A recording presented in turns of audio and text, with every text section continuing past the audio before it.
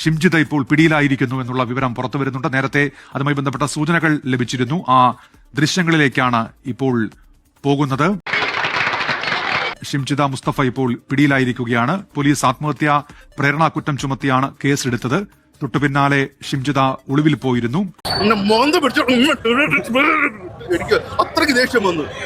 ബസ്സിൽ ലൈംഗിക അതിക്രമ നടത്തിയെന്നുള്ള ആരോപണമാണ് ദീപക് എന്ന യുവാവിന് നേരെ ഷിംജിത ഉയർത്തിയത്. അതിന് തൊട്ടുപിന്നാലെയായിരുന്നു ദീപകിന്റെ ആത്മഹത്യ. കഷ്ടപ്പെട്ടോക്ക് വെറുതായല്ലോ. വടകരയിലെ ബന്ധു വീട്ടിൽ നിന്നാണ് ഷിംജിതയെ പോലീസ് അറസ്റ്റ് ചെയ്തിരിക്കുന്നത്. ഇപ്പോൾ വൈദ്യപരിശോധനയ്ക്കായി കൊണ്ടുവന്നിരിക്കുകയാണ്. കൊയിലാണ്ടി താലൂക്ക് ആശുപത്രിയിലേക്കാണ് കൊണ്ടുവന്നിരിക്കുന്നത്. എന്റെ നാവിൽ നല്ല തെറി പോലും വരുന്നില്ലല്ലോ ഈശ്വര. കോഴിക്കോട് മെഡിക്കൽ കോളേജിലേക്ക് കൊണ്ടുവരിക. ഇവിടെ എത്തിച്ചുകൊണ്ട് പോലീസ് സ്റ്റേഷനിലേക്ക് എത്തിച്ചുകൊണ്ടായിരിക്കും കൂടുതൽ തെളിവെടുപ്പും ചോദ്യം ചെയ്യൽ ഉൾപ്പെടെയുള്ള നടപടിയിലേക്കും നീങ്ങുക.